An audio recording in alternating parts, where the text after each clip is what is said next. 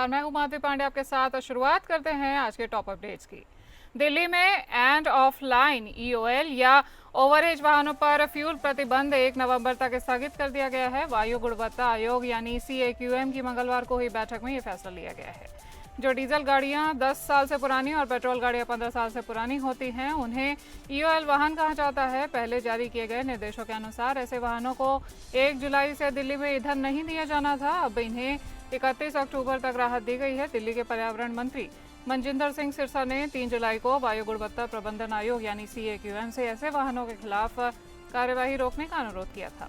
दरअसल CAQM ने अप्रैल में आदेश जारी किया था कि 1 जुलाई से पुराने वाहनों में ईंधन नहीं डाला जाएगा ताकि प्रदूषण को कम किया जा सके। ये नियम दिल्ली के अलावा गुरुग्राम, फरीदाबाद, नोएडा, गाजियाबाद और सोनीपत में भी लागू किया जाएगा। दिल्ली सरकार ने वायु गुणवत्ता आयोग यानी CAQM को लेटर लिखकर पुराने वाहनों पर ईंधन भरवाने की रोक को फिलहाल रोकने की अपील की है। ये जानकारी गुरुवार को पर्यावरण मंत्री मनजिंदर सिंह सिरसा ने दी है।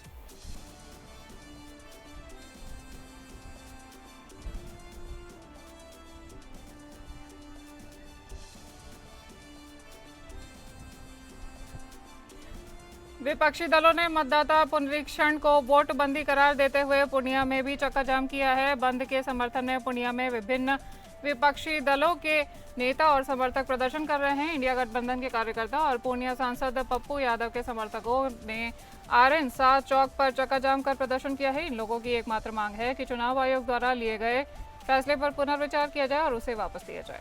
उनका आरोप है कि गरीबों का हक छीनने का प्रयास किया जा रहा है, जो कभी सफल नहीं होने देंगे। पहले सरकार ने नोटबंदी कर गरीबों को परेशान किया है, अब वो नोटबंदी के जरिए उन्हें मतदान से वंचित करना चाहती है।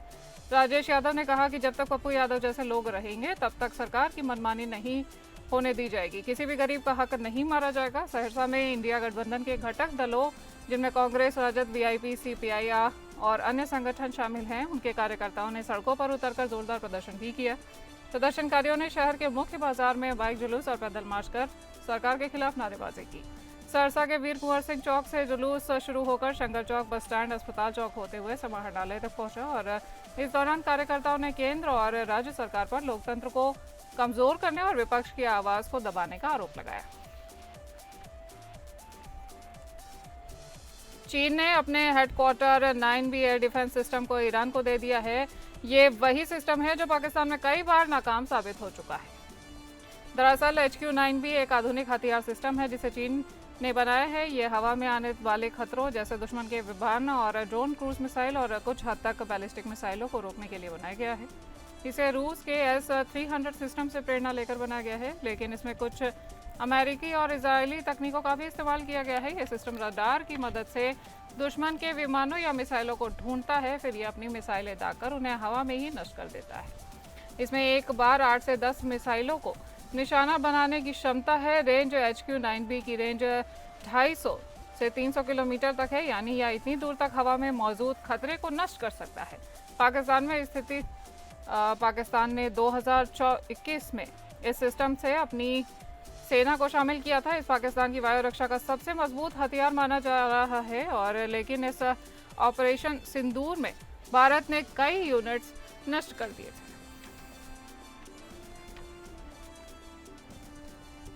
बिहार में मतदाता सूची के विशेष गहन पुनरीक्षण यानी SIR स्पेशल इंटेंसिव रिवीजन ने राजनीतिक दलों की नींद उड़ा रखी है। SIR के विरोध में यूं तो विपक्ष लामबंद दिख रहा है, पर बीजेपी और उसके सहयोगी दलों में भी चिंता कम नहीं है। दरअसल SIR के तहत बड़े पैमाने पर प्रवासी मजदूरों के नाम वोटर लिस्ट से हटने का जो जोखिम सामने आया है, उससे बीजेपी, जदयू और लोजपा सभी परेशान हो चुके हैं।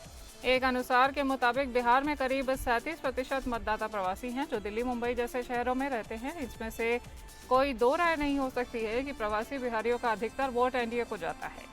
मतदाता सूची के पुनरीक्षण में सबसे अधिक खतरा इन प्रवासी वोटर्स के वोटर ID पर ना बन पाने का है। यही कारण है कि NDA यानी राष्ट्रीय जनतांत्रिक गठबंधन के लिए एक बड़ी चुनौती बन गया है। बिहार में विधानसभा चुनाव 2025 से पहले चुनाव आयोग ने मतदाता सूची का विशेष गहन पुनरीक्षण का काम शुरू कर दिया था।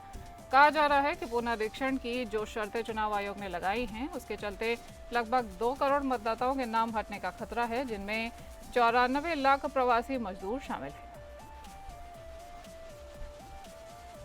एमएनएस के थप्पड़ कांड के बाद महाराष्ट्र में सियासत गर्मा चुकी है। बीते दिन प्रदर्शन और बवाल के बाद भी लगातार सियासी तनातनी बनी हुई है। विपक्ष ने जहां एक तरफ बीजेपी पर सवाल उठाए हैं, तो महाराष्ट्र के सीएम ने कहा कि भाषा पर लड़ाई से किसी का कोई फायदा नहीं होने वाला है। इसी बीच महाराष्ट्र नवनिर्माण सेना यानी एमएनएस प्रमुख राज ठाकरे ने अपने कार्यकर्ताओं के लिए निर्देश जारी किए हैं। भाषा विवाद के बीच महाराष्ट्र नवनिर्माण सेना यानी मनसे के प्रमुख राज ठाकरे ने अपनी पार्टी के सदस्यों को कहा है कि मीडिया से बातचीत या सोशल मीडिया प्लेटफॉर्म पर व्यक्तिगत राय न दें। साथ ही पार्टी के आधिकारिक प्रवक्ताओं को मीडिया से बात करने से पहले उनकी अनुमति लेनी होगी। बता दें कि कुछ दिन पहले राज ठाकरे ने आवाज मराठीचा समारोह में चचेरे भाई उद्धव ठाकरे के साथ मंच साझा किया था। इस समारोह में प्रदेश की सरकार के तीसरी भाषा के प्रस्तावों को वापस लेने का जश्न मनाया गया था। कार्यकर्ताओं की मराठी को लेकर हाथापाई हुई थी। मामले का पूरा वीडियो सोशल मीडिया पर जमकर वायरल भी हुआ था। इसके बाद पीड़ित ने पुलिस में शिकायत दर्ज कराई थी, जिसके बाद पुलिस ने 7 मनसे कार्यकर्ताओं के खिलाफ एफआईआर दर्ज किया और 7 मनसे कार्यकर्ताओं को गिरफ्तार भी किया था। मुंबई आतंकी हमले के आरोपी तहव्वुर राणा को एक बार फिर अदालत से राहत नहीं मिली है। अब उसकी न्यायिक हिरासत को 13 अगस्त तक के लिए बढ़ा दिया गया है। बता दें कि इससे पहले 6 जून को हुई सुनवाई में दिल्ली कोर्ट ने तहव्वुर राणा की न्यायिक हिरासत को 9 जुलाई तक के लिए बढ़ाया था। इसके बाद आज जब मामले की सुनवाई की गई है, तो कोर्ट ने एक बार फिर से तहव्वुर राणा की न्यायिक हिरासत को बढ़ा दिया है। मामले में विशेष न्यायाधीश चंद्रजीत सिंह ने यह आदेश तब पारित किया जब राणा को उसकी पूर्व में दी गई न्यायिक हिरासत की अवधि समाप्त होने के बाद वीडियो कॉन्फ्रेंसिंग के माध्यम से अदालत में पेश किया गया। राणा 26/11 के मुख्य षड्यंत्रकारी अमेरिकी नागरिक डेविड कोलमैन हेडली उर्फ दाऊद गिलानी का करीबी सहयोगी है। अमेरिकी सुप्रीम कोर्ट द्वारा 4 अप्रैल को उसके भारत प्रत्यर्पण के खिलाफ उसकी पुनर्विचार याचिका खारिज करने के बाद उसे भारत लाया गया था।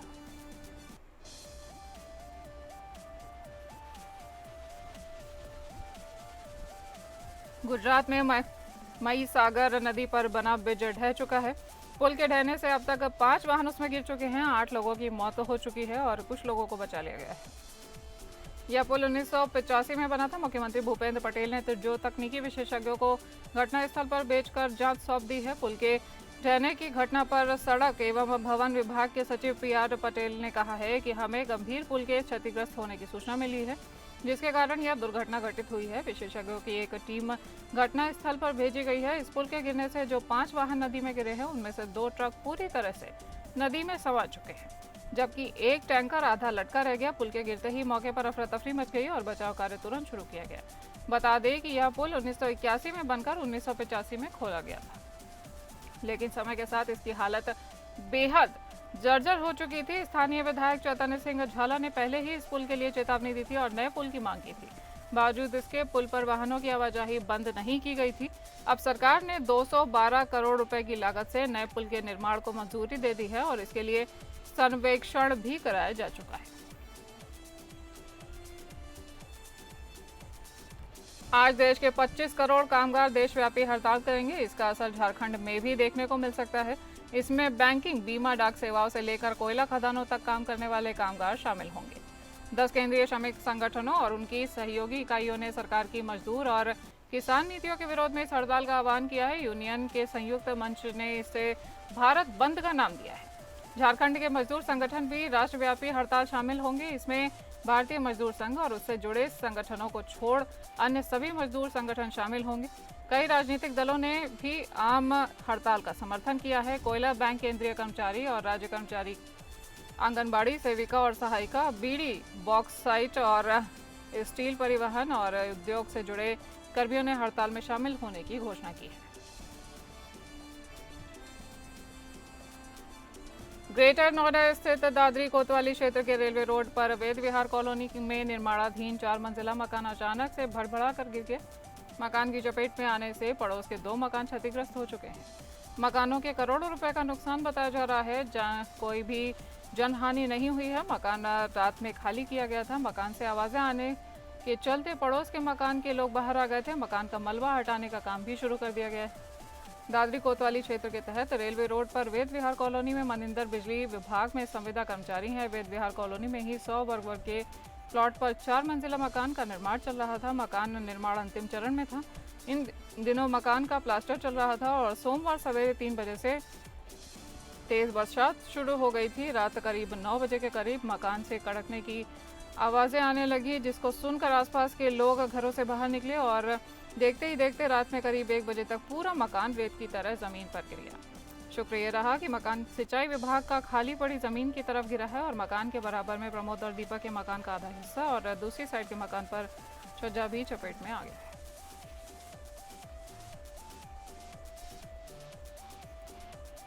राजस्थान के चूरू जिले में रतनगढ़ कस्बे के पास फाइटर प्लेन क्रैश हो चुका है। भानुदा गांव के पास फाइटर प्लेन क्रैश होने की सूचना है। मौके पर पुलिस और प्रशासन की टीम पहुंची है। फाइटर प्लेन वायुसेना का बताया जा रहा है। ग्रामीणों ने एक शव टुकड़े में मिलने का दावा किया है। सूत्रों ने बताया है कि भारतीय वायुसेना का एक जैगुआर लड़ाकू विमान क्रैश हुआ है। घटना के बाद लोगों की भारी भीड़ जमा हो गई है। इससे पहले गुजरात के जामनगर जिले में बुधवार रात भारतीय वायुसेना का एक जैगुआर फाइटर प्लेन क्रैश हो गया था। यह घटना जामनगर के सुवर्ण रोड गांव के पास हुई है, जहां प्लेन के क्रैश होने के बाद भीषण आग लग गई थी। क्रैश होने के बाद प्लेन कई टुकड़ों में बट गया था। हरियाणा के अंबाला जिले में भी बीते 7 मार्च को वायुसेना का एक फाइटर जेट दुर्घटनाग्रस्त हो गया था। हालांकि पायलट ने समय रहते सुरक्षित रूप से इजेक्ट कर लिया था। फाइटर जेट गिरने के कारण कोई भी बड़ी दुर्घटना नहीं हुई थी।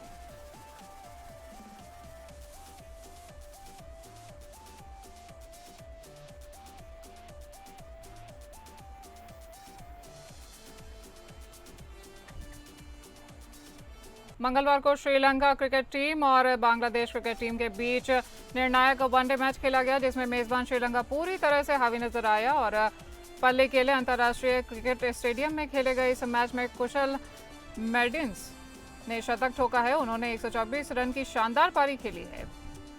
पहले बल्लेबाजी करते हुए मेजबान टीम 285 रन बना चुकी थी और लक्ष्य का पीछा करते हुए बांग्लादेश को शर्मनाक हार का सामना करना पड़ गया। श्रीलंका के कप्तान चरित असलंका ने टॉस जीतकर पहले बल्लेबाजी करने का फैसला किया था और कुशल मेडिन्स ने 114 गेंदों में 18 चौके की मदद से 124 रन बनाए। कप्तान असलंका ने 68 गेंदों में 9 चौकों की मदद से 58 रन बनाए। पहले बल्लेबाजी करते हुए श्रीलंका ने बांग्लादेश को 286 रनों का लक्ष्य दिया था और श्रीलंका की पूरी पारी में एक भी छक्का नहीं लगाया गया था। पाकिस्तान की सियासत में इन दिनों जबरदस्त हलचल मची हुई है। चर्चाएं जोर पर हैं कि राष्ट्रपति को जल्द ही पद छोड़ने के लिए कहा जा सकता है और उनके स्थान पर शक्तिशाली सेना प्रमुख फील्ड मार्शल असीम मुनीर देश के नए राष्ट्रपति बन सकते हैं। इसके साथ ही पाकिस्तान के मौजूदा संसदीय प्रणाली को बदलकर राष्ट्रपति प्रणाली लागू की जाएगी और इसकी भी तैयारियां जोरों शोरों पर बताई जा रही हैं। सत्ता परिवर्तन का खेल पाक आर्मी के समर्थन से हो रहा है। पाक आर्मी चीफ फील्ड मार्शल असीम मुनीर पाकिस्तान की सत्ता संरचना में सबसे ज्यादा ताकतवर पद पर आसीन है। वे सत्ता पर अपनी पकड़ को मजबूत करते जा रहे हैं। हाल ही में उन्हें फील्ड मार्शल के पद पर पदोन्नत किया गया है। इस पद के साथ असीम मुनीर को आजीवन सैन्य विशेषाधिकार और कानूनी प्रतिरक्षा और असंवैधानिक हस्तक्षेपों से सुरक्षा प्राप्त हो जाती है। आर्मेनिया की नेशनल असेंबली संसद में सत्ता पक्ष और विपक्ष के सांसदों में जमकर मारपीट और गाली गलौज की गई है। आर्मेनिया में पहले से ही तनावपूर्ण राजनीतिक माहौल इस घटना के बाद अब गर्मा चुका है। इस मामले की शुरुआत तब हुई जब विपक्षी सांसद आर्तुर सर्क्स्यान की सांसदीय छूट इम्यूनिटी खत्म करने और गिरफ्तार को लेकर एक प्रस्ताव पर बहस हो रही थी। सत्ताधारी दल ने सर्क्स्यान पर आपराधिक आरोपों का हवाला देकर उनकी संसदीय छूट खत्म कर गिरफ्तारी करने की मांग की है। हालांकि इन आरोपों की डिटेल नहीं दी गई है। विपक्ष ने इस प्रस्ताव को बदले की भावना से प्रेरित और विपक्ष की आवाज कुचलने की कोशिश करार दिया है। सत्र शुरू होने के बाद जल्दी गाली गलौज, धक्का मुक्की और फिर से हाथापाई शुरू होते हुए दिखाई दी है। अमेरिकी राष्ट्रपति डोनाल्ड ट्रंप ने मंगलवार को ब्रिक्स देशों पर 1 अगस्त से 10% एक्स्ट्रा टैरिफ लगाने की धमकी दी है। ट्रंप ने आरोप लगाया है कि ब्रिक्स ग्रुप अमेरिकी डॉलर को कमजोर करने की कोशिश कर रहा है। उन्होंने कहा कि ब्रिक्स हमें नुकसान पहुंचाने और हमारे डॉलर को कमजोर करने के लिए बनाया गया था। जो ब्रिक्स में है उन्हें 10% टैरिफ देना होगा। अमेरिकी डॉलर की ताकत बनी रहेगी और इसे चुनौती देने वाले को बड़ी कीमत चुकानी होगी। ट्रंप ने कहा, डॉलर राजा है, हम इसे ऐसे ही रखेंगे। मैं बस इतना कह रहा हूं कि अगर लोग इसे चुनौती देना चाहते हैं तो वो कर सकते हैं, लेकिन उन्हें बड़ी कीमत चुकानी पड़ेगी। मुझे नहीं लगता कि उनमें से कोई भी वो कीमत चुकाने के लिए तैयार है। प्रधानमंत्री नरेंद्र मोदी दक्षिण अफ्रीका के नामीबिया पहुंच गए हैं, जहां क्षमा कीजिएगा, जहां 27 सालों के बाद किसी भारतीय प्रधानमंत्री की नामीबिया दौरा है। और प्रधानमंत्री मोदी से पहले 1998 में तत्कालीन प्रधानमंत्री अटल बिहारी वाजपेयी नामीबिया गए थे।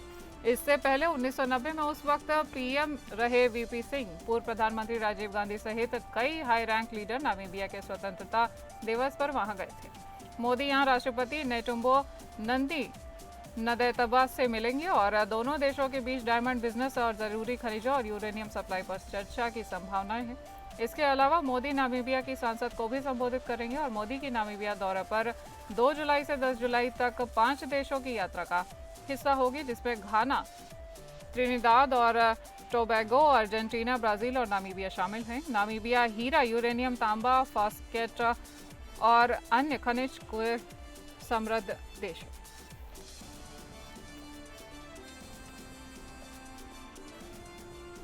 अमेरिका के न्यू मैक्सिको राज्य में मंगलवार को तेज बारिश के बाद कई इलाकों में अचानक से बाढ़ आ गई। बाढ़ का सबसे ज्यादा असर रूडोसो नाम के पहाड़ी गांव में दिखा, जहां बहाव इतना ज्यादा तेज था कि कई घर बह गए और कई लोग फंसे रह गए। राहत बचाव टीमें लगातार काम में जुटी हैं। नेशनल वेदर सर्विस ने रूडोसो और उसके आसपास के इलाकों के लिए फ्लैश फ्लड इमरजेंसी जारी किया है। ये वही क्षेत्र है जहां पिछले साल जंगल में आग लगी थी और हजारों एकड़ जमीन जलकर राख हो गई थी। मौके पर मौजूद अधिकारियों ने बताया कि अब तक किसी मौत की पुष्टि नहीं हुई है, लेकिन 3 लोग अस्पताल में भर्ती कराए गए हैं। कई लोगों को बहते पानी और घरों से सुरक्षित बाहर निकाला गया है, लेकिन अब तक ये साफ नहीं हुआ है कि कुल कितने लोग लापता हुए हैं।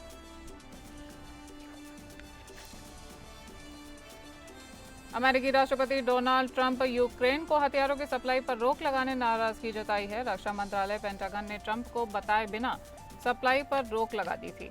इस फैसले से हैरान ट्रंप ने सोमवार को यूक्रेन को दोबारा हथियार भेजने का आदेश दिया है। पिछले हफ्ते पेंटागन ने ऐलान किया था कि अमेरिका यूक्रेन को कुछ जरूरी हथियार जैसे एयर डिफेंस मिसाइलें, प्रिसीजन गाइडेड आर्टिलरी और पैट्रियट और हेलफायर मिसाइलें देने का फिलहाल रोक लगा रखी है। इसके पीछे कारण बताया गया है कि अमेरिका के अपने स्टॉक में इन हथियारों की कमी हो गई है, जिस पर अमेरिका के डिफेंस सेक्रेटरी पीट हेग्सेट ने साइन किए थे, और लेकिन ट्रंप को इस फैसले की जानकारी पहले से नहीं दी गई थी।